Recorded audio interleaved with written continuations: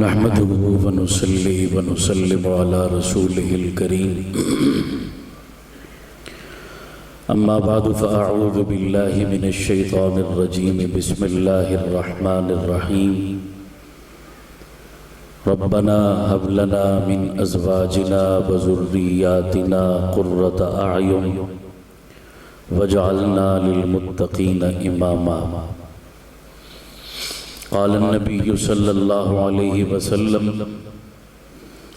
أدبوا أولادكم على 3 خصال حب نبيكم وحب أهل بيته وتلاوة القرآن أو كما قال صلى الله تعالى عليه وسلم صدق الله وصدق رسوله النبي الكريم۔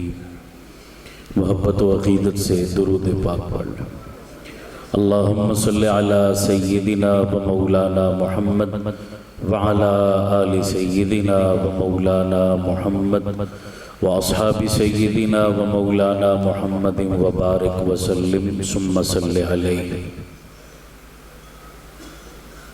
یہ ساؤنڈ والا بھائی جہاں بھی بیٹھے ہیں اس کا ایکو بالکل بند کر دیں، بیس کھول دیں، بالکل سادہ کر دیں، آواز گونج نہ رہے۔ انتہائی لائق تعظیم و تکریم زینت بزم حضرات اکابر علماء کرام، بالخصوص مخدوم و مکرم پیر طریقت حضرت مولانا بشیر احمد کلیار صاحب زیدہ مجدہ، مخدوم و محترم استاد القراء حضرت قاری احمد علی صاحب زیدہ مجدہ، مخدوم و محترم حضرت مولانا معوض صاحب زیدہ مجدہ، دیگر کثیر تعداد میں موجود اسٹیج پر تشریف فرما حضرات علماء کرام، میزبانان گرامی قدر اور میرے محترم و مکرم سامعین اور پردے میں بیٹھ کے سننے والی میری مسلمان ماؤں بہنوں بیٹیوں، آپ حضرات کافی دیر سے تشریف فرما ہیں۔ مجھے آپ کی اور اپنے آپ کی تھکاوٹ کا احساس ہے۔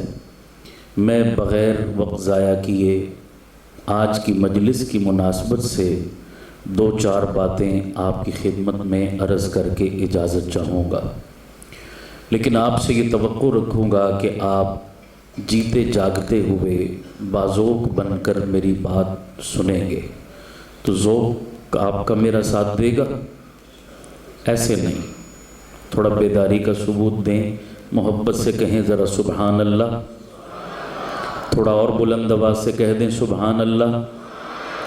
بس یہ دھکے کے ساتھ اب مجھے دوبارہ نہ کہنا پڑے، اگر کوئی میری بات سمجھ آئے، دل کو لگے، تو آپ نے سبحان اللہ کہہ کر اس کی تائید بھی کرنی ہے اور اپنی موجودگی اور بیداری کا احساس بھی دلانا ہے۔ آپ ساتھ دیتے رہیں گے نا انشاءاللہ؟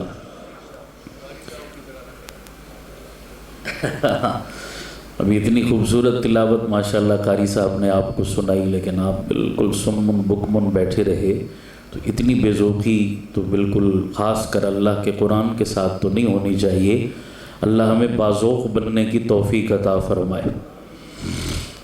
میں سب سے پہلے یہ خوش نصیب بچے جنہوں نے آپ کے اس ادارے میں الحم سے والناس تک اللہ کی لاریب کتاب اپنے سینے میں محفوظ کی، ان بچوں کو، ان کے والدین، ان کے اساتذہ، اہل علاقہ اور اہل مدرسہ، سب کو مبارکباد پیش کرتا ہوں اور دعا گو ہوں کہ پروردگار ان بچوں کی محنت قبول فرمائے، انہیں عالم بعمل بنائے، اونچی آمین کہو، اور ہم سب کے لیے ذریعہ نجات بنائے، اور اس محفل میں موجود ہر فرد کو اپنی اولاد کو قرآن والی یہ دولت دلوانے کی توفیق عطا فرمائے۔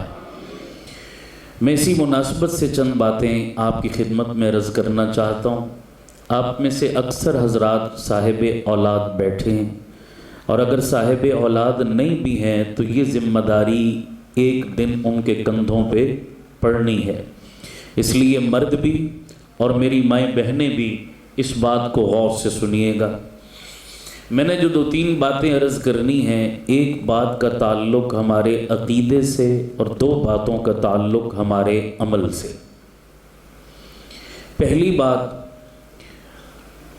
کہ اللہ تعالیٰ نے ہمیں جتنی بھی دولتیں دنیا میں نعمتیں عطا فرمائی، ان میں سب سے بڑی نعمت ہے اولاد۔ بولو کون سی؟ اور اونچی بولو کون سی؟ یہ اولاد کتنی بڑی نعمت ہے کہ جن کی شادی کو 1 2 4 سال گزر چکے اور وہ اس نعمت سے محروم ہیں، ان سے پوچھو جا کر کہ اولاد کس چیز کا نام ہے۔ ہمیں چونکہ مفت میں مل جاتی ہے یہ نعمت، اس لیے ہمیں اس کی قدر نہیں ہوتی۔ اللہ کی بہت بڑی نعمت ہے، اللہ اس کی قدر کی توفیق عطا فرمائے۔ عقیدے کی بات اولاد سے متعلق ہر چھوٹا بڑا مرد عورت اپنے دل میں بٹھائے کہ ہم سب مسلمان ہیں، اور بحیثیت مسلمان ہمارا عقیدہ ہے نعمتیں دینے والا کون؟ آدھا جواب دے رہے ہیں، پورا دیں، کہیں صرف اللہ۔ نعمتیں دینے والا کون؟ اور اونچی، نعمتیں دینے والا کون؟ تو اولاد دینے والا کون؟ صرف اللہ۔ یہ ہم مسلمانوں کا عقیدہ ہے۔ بنیادی طور پر میں ایک جملہ عرض کرتا ہوں، یہ ذہن نشین فرمائیں۔ میرا اللہ اولاد دینے پہ آئے تو عام بندے کو دے دے، نہ دینے پہ آئے تو اپنے نبی کو بھی نہ دے، اسے کوئی پوچھنے والا۔ اللہ کے ہاتھ میں یہ سب خزانے، آپ قرآن مجید سے پوچھئے۔ اللہ قرآن میں کہتا ہے یَهَبُ لِمَن یَشَاءُ إِنَاثًا، جسے چاہوں بیٹی دوں، وَيَهَبُ لِمَن یَشَاءُ الذُّکُورَ، جسے چاہوں بیٹا دوں، او یُزَوِّجُهُمْ ذُکْرَانًا وَإِنَاثًا، جسے چاہوں بیٹا بیٹی دونوں دوں، یَجْعَلُ مَن یَشَاءُ عَقِیمًا، جسے چاہوں بانجھ کر دوں، مجھے کوئی پوچھنے والا نہیں ہے۔ تو اولاد دینا کس کا کام؟ ہم اہل سنت والجماعت کا عقیدہ اور نظریہ ہے ہمارے پیارے آقا صلی اللہ علیہ وسلم کی 11 بیویاں۔ کتنی؟ 11 بیویاں۔ اور آپ سے پوچھتا ہوں، شادی کے بعد انسان کی سب سے بڑی آرزو اور خواہش کیا ہوتی ہے؟ اولاد ہوتی ہے۔ میرے آقا جہاں پیغمبر تھے وہاں بیویوں کے شوہر بھی تھے، حضور کی بیویاں جہاں ہماری مائیں ہیں وہاں پیغمبر کی بیویاں بھی ہیں، تو بحیثیت بیوی اور شوہر ان کے سینے میں بھی اولاد کی کیا تھی؟ بولو بھائی، تمنا اور خواہش تھی۔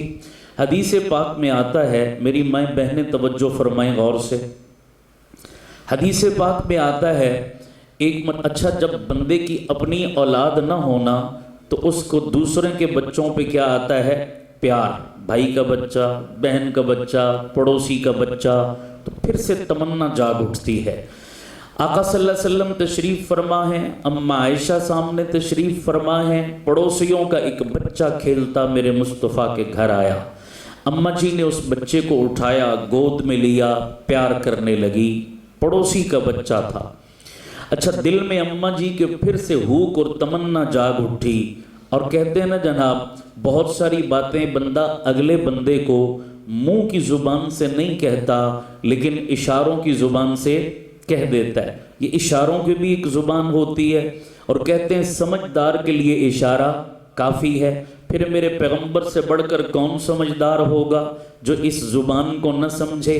اب اماں جی نے پڑوسی کے بچے کو گود میں لیا، پیار کرنے لگی، اور زبان حال سے آقا کو ایک میسج دیا، ایک پیغام دیا۔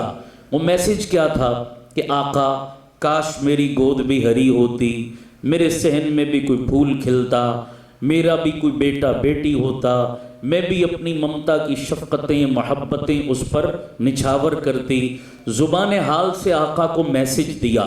اب مرد بھی سنیں، عورتیں بھی سنیں، اسلام نے ہمیں عقیدہ کیا سکھایا؟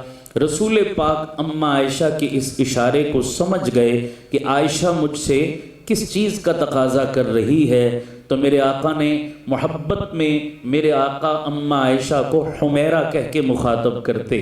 حضور نے فرمایا میری حمیرہ، میں جانتا ہوں تو کیا تمنا رکھ رہی ہے، کس چیز کی امید لگائے بیٹھی ہے، لیکن سن میری حمیرہ، میں اپنے اللہ سے تیرے لیے اولاد کی دعا تو کر سکتا ہوں، پر میں محمد تجھے اولاد نہیں دے سکتا۔ میں تیرے لیے اللہ سے اولاد کی دعا کر سکتا ہوں، مگر میں محمد تجھے اولاد نہیں دے سکتا۔ میرے پیغمبر سے بڑھ کر پیر کوئی کائنات میں آیا؟ اونچی آواز سے بولو، کوئی آ سکتا ہے؟ نہیں۔ جب اتنی بڑی ہستی بھی اپنے عمل سے بتا رہی ہے کہ اولاد دینے والا کون؟ اونچی آواز سے صرف اللہ، تو پھر پاکستان کے گلی محلوں میں کون ایسا شخص ہے جو میرے پیغمبر سے بھی بڑھ گیا اور لوگوں کو اولاد دیتا پھرتا ہے؟ اس پر میں ایک چھوٹا سا واقعہ بھی عرض کروں۔ کئی سال پہلے کی بات ہے، میں پنجاب کے کسی علاقے میں کسی پروگرام میں مدعو تھا، غور سے سنیے گا ذرا۔ تو میں جب وہاں سے فارغ ہوا تو میرے میزبان مجھے کہنے لگے کہ ہمارے اس علاقے میں ایک بزرگ ہیں، اللہ والے ہیں، ان کی قبر ہے یہاں پر، ہم آپ کو وہاں لے جانا چاہتے ہیں۔ اب میں غلط فہمی بھی دور کر دوں، ہمارا علماء دیوبند کا عقیدہ اور نظریہ ہے اللہ والوں کی قبروں پر جانے کی ہم ممانعت، سارے بولو بھائی، ہم اللہ والوں کے بھی قائل، ان کی قبر کے بھی قائل، قبروں سے ملنے والے فیض کے بھی مخصوص طریقے سے کسب کے کیا ہیں؟ قائل ہیں، اس کے منکر نہیں ہیں بالکل۔ لوگ خامخواہ ہم پر الزام دھر دیتے ہیں، او جی پیرانو نہیں مندے، ولیانو نہیں مندے، بڑا جاہل ہے وہ آدمی جو ہم پر یہ الزام دھرتا ہے۔ سچے اللہ کے ولیوں کے جوتے ہمارے سروں کا تاج ہیں، بولو بے شک۔ سچے اللہ والوں کی قدموں کی خاک ہماری آنکھوں کا سرمہ ہے۔ کون کہتا ہے ہم پیروں کو نہیں مانتے؟ میں خود پیروں سے بیعت ہوں، اللہ والوں سے تعلق رکھتا ہوں۔ یہ جتنے میرے اکابر بیٹھے ہیں سب پیروں بزرگوں کے ماننے والے ہیں۔ بالکل غلط فہمی ہے یہ کہ لوگ کہتے ہیں ہم پیروں کو نہیں مانتے۔ ہاں ایک چیز کی میں وضاحت کر دوں، اسی پیرانو مندے ہیں پر ککڑ چیرانو، ککڑ چیر سمجھ دے ہو؟ یہ جملہ بذات خود ایک پوری تقریر ہے، میرا موضوع نہیں کہ میں اب اس طرف جاؤں، بات میری لمبی ہو جائے گی۔ 2 نمبر ڈرامے باز، شعبدے باز، یہ جبے کبے پہن کر لوگوں کے ایمان اور عقیدے کے ڈاکو، ایسے 2 نمبر اور فراڈیوں کو ہم پیر نہیں مانتے۔ چھوٹی سی بات عرض کر دیں، تفصیل ادھار میں چھوڑتا ہوں، یہ سارے یاد کر لیں۔ 1 نمبر پیر اور 2 نمبر پیر میں فرق کیا ہے؟ موٹی سی علامت یاد کر لو، سچے پیر کی نظر مرید کی جیب پر نہیں، مرید کے دل پر ہوتی ہے، مرید کے مال پر نہیں، مرید کے اعمال پر ہوتی ہے، مرید کی دنیا پر نہیں، مرید کی قبر پر ہوتی ہے۔ سچا پیر وہ ہوتا ہے جس کو دیکھ کر کون یاد آئے؟ اونچی آواز سے بولو بھائی، اللہ یاد آئے۔ سچے پیر کی صحبت میں بیٹھ کر جس کا ایمان تازہ ہو، روح کو سرشاری ملے، حضور کی سنت کا قرب ملے، آخرت کی فکر پیدا ہو جائے، وہ سچا اللہ والا ہے یا نہیں ہے؟ بھئی وہ کیسا پیر ہے جس کے چہرے پر داڑھی کا نام و نشان نہیں، جو نماز کے قریب نہیں جاتا، 5 کلو لوہا ہاتھوں میں، 7.5 کلو گلے اور پیروں میں، ادھے کپڑے لتھے تھے ادھا پہنچیا، پورے لتھے تھے پورے کپڑے اترے تو پورا پہنچا۔ اللہ جانے اب پہنچا کہاں ہے جناب، یہ اللہ ہی جانتا ہے۔ چہرے پہ لعنت برس رہی ہوتی ہے، 6 مہینے غسل نہیں کرتے، لمبی لمبی لٹیں رکھ لیں اور یہ لمبے چوڑے لوہے کے کڑے پہن لیں۔ ایسا بندہ پیر ہے یا شیطان ہے؟ اونچی آواز سے بولو بھائی، ایسا بندہ تو شیطان ہوتا ہے، پیر نہیں ہوتا۔ میں نے کئی لوگوں کو دیکھا کہ نشے کر رہے ہیں، چرس پی رہے ہیں، بھنگ پی رہے ہیں اور جناب ہر برائی میں مبتلا ہیں، اور قوم ان کے گوڑے گٹے پکڑ کے بیٹھی ہے کہ جی یہ شاہ صاحب ہیں۔ یہ دل پر لکھو، جڑا اندروں باروں کالا ہووے او شاہ صاحب نہیں، او سیاہ صاحب ہے۔ کیا جملہ بولا؟ وہ شاہ صاحب نہیں ہوتا، وہ کیا ہوتا ہے؟ وہ سیاہ صاحب ہوتا ہے جناب۔ کہتے ہیں جی یہ علی کے ملنگ ہیں، میں نے کہا یہ علی کے ملنگ نہیں ہیں، یہ خرچے سے تنگ ہیں۔ تو سمجھ آ رہی نہیں آ رہی؟ ان کو کھانے پینے کو کوئی اور دھندہ نہیں ملا تو انہوں نے لوگوں کی جیبیں بٹورنے کے لیے یہ گیٹ اپ بنا لیا۔ یہ دھندہ اپنا لیا، یہ سب دھندے باز اور شعبدے باز ہیں۔ اور یہ بات بھی یاد رکھو، آج کل لوگ پیر